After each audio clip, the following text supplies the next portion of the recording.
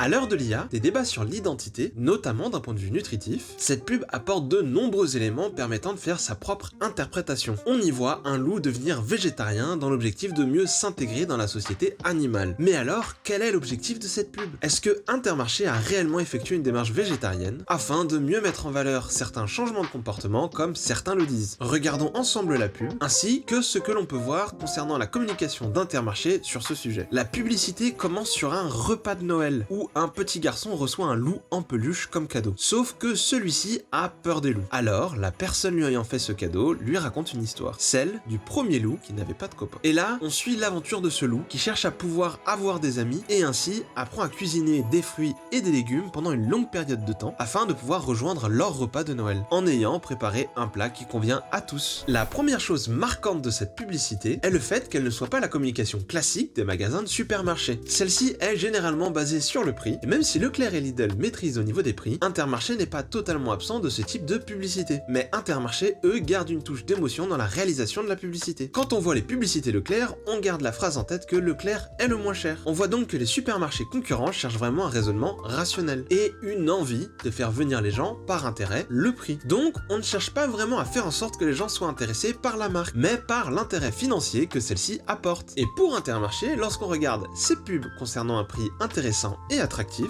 on voit aujourd'hui qu'il garde une touche d'humour et d'émotion, comme via un tour de magie faisant disparaître une pièce de 1 euro, où on voit à la fois l'émerveillement du tour de magie et la colère de voir de l'argent disparaître. Ou alors lorsque quelqu'un perd sa tomate dans un bar, alors qu'elle avait même acheté une coque pour la protéger, comme un téléphone, qui cherche à mettre en avant l'inflation et le fait que certaines choses coûtent cher dans des produits basiques. En fait, on voit un changement entre 2015 et 2017 dans la manière dont Intermarché propose ses publicités, et l'envie de sortir de la guerre des prix. En 2015, on voit ces pubs avec des protagonistes jouant les concurrents, et on voit que Intermarché explique que leurs produits sont basés sur les demandes et besoins de leurs clients. Ce qui est marquant, c'est que à ce moment, on ne voit pas une grande émotion dans leur publicité, mais une recherche de montrer leur proximité avec leurs clients. Ce qui est un vrai point intéressant, car on voit que pour eux, leur objectif central, c'est leurs clients, et le fait que ceux-ci s'associent à la marque Intermarché. On voit par ailleurs une certaine évolution en 2016, car les publicités sont principalement axées sur leurs producteurs et la qualité de leurs produits, mais également en 2015 avec une publicité autour de la qualité de leurs produits. Le vrai tournant est effectué en 2017. Sur cette année 2017, on voit qu'il y a un changement sur la manière d'axer la publicité chez Intermarché. Déjà, une idéologie claire arrive, aider les gens à bien manger, mieux manger et prendre du plaisir. Tout commence avec cette publicité, l'amour, l'amour. Elle montre un groupe de jeunes mangeant plutôt mal, avec les pizzas surgelées et la caissière du même âge les jugeant un peu. Mais l'un d'eux tombe sous le charme de la caissière, et il se lance alors un défi, mieux manger. Et là, on voit une publicité comme un petit film d'amour, avec l'évolution d'un personnage et de ses compétences de cuisine, comme si on suivait l'entraînement de l'un de nos héros préférés. On peut également voir la publicité de la petite fille qui mange de la soupe, qu'elle ne voulait initialement pas manger, mais finit par en manger pour grandir afin de pouvoir atteindre le placard où se trouve le chocolat. Intermarché a également réalisé une publicité avec différents plats mangés par un collègue, alors que le protagoniste central préparait tous les soirs sa gamelle pour le lendemain, finit par se la faire voler par un de ses collègues, et la publicité propose une chute montrant un esprit de communauté plutôt que de combat ou de vengeance. En fait, quand on analyse toutes ces publicités, on voit qu'ils mettent en avant différentes raisons de vouloir bien manger, car le dénominateur de toutes ces publicités est l'amour de la cuisine, et le fait qu'ils y passent beaucoup de temps. Et le meilleur exemple dans ce cas précis, c'est la publicité C'est Magnifique, montrant quelqu'un de plus âgé apprenant à mieux cuisiner et ainsi revivre ses souvenirs avec l'amour de sa vie visiblement parti. Ou même ce petit garçon,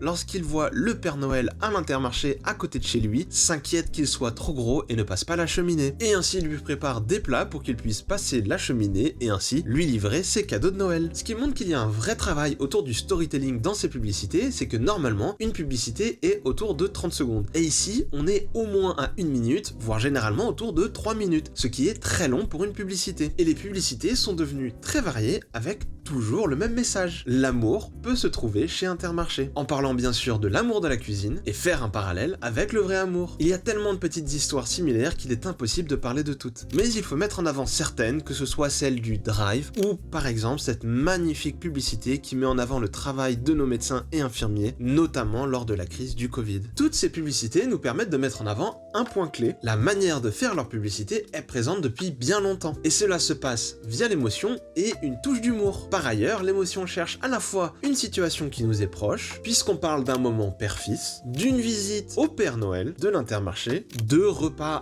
à la cantine, et en même temps qui ne nous inclut pas forcément directement, permettant de vivre ça comme un petit film, avec un message clair, se faire plaisir en cuisinant et en mangeant correctement. C'est donc un message qu'on voit dans toutes les publicités Intermarché. Et cela nous permet de revenir à notre sujet initial, car dans la publicité Conte de Noël, on y voit un loup qui veut socialiser, et se met à apprendre à cuisiner autre chose que ses voisins de la forêt, afin de pouvoir partager le repas de Noël avec eux. Donc on garde cette même vision d'apprendre ou réapprendre à cuisiner, d'avoir de bons produits, et de ne plus uniquement se faire plaisir en mangeant, mais également en cuisinant. En fait, c'est ça l'essence de la publicité. Et c'est là que cette publicité est aussi incroyable. Car cela montre à quel point la cohérence du message est important. Mais alors, pourquoi est-ce que cette publicité fait autant de bruit? Eh bien, dans un premier temps, elle fait beaucoup penser aux publicités anglaises, qui sont chaque année mises en avant pendant la période des fêtes. Et ces publicités, elles, font en sorte que l'on en prenne plein la vue avec des films d'animation courts. Mais en plus, à l'heure où tout le monde est dans la création via l'IA, et bien ici tout est fait par un studio d'animation. Et cela rend le résultat encore plus beau. Si vous voulez mon avis, c'est pour cela que la publicité réussit aussi bien à transmettre une émotion. Car on utilise des gens qui savent la transmettre et non l'IA qui reçoit des commandes pour pouvoir avancer. Et c'est une partie qui est tellement saluée. Car comme on le voit dans de nombreuses publicités de marques, qui ne cherchent pas à faire vendre un produit, mais à faire en sorte que des gens identifient des valeurs à une marque, tout se joue dans l'émotion et l'exécution pour une bonne perception du message. Il y a quelque chose que j'ai également pas mal entendu, c'est le fait de faire changer l'alimentation du loup afin que celui-ci s'intègre dans la société. Et en fait, ici, ce n'est pas du tout le message. Car dans cette publicité, Intermarché garde la ligne directrice qu'on a vue depuis le début. L'importance de bien manger et surtout de passer du plaisir à cuisiner. Car les scènes sont vraiment concentrées sur le fait que le loup cuisine, et non sur le fait que celui-ci arrête de manger de la viande. Par ailleurs, c'est son choix, comme précisé dans le dialogue au début entre le loup et le hérisson. En fait, cette pub est juste parfaite pour la période, pour le message, et rentre dans ce qui est beaucoup entendu aujourd'hui. Mieux manger et manger de manière plus abordable. Et ainsi, essayer de prendre du plaisir à cuisiner. C'est une super pub qui mérite toutes ses éloges. Elle garde la ligne directrice que Intermarché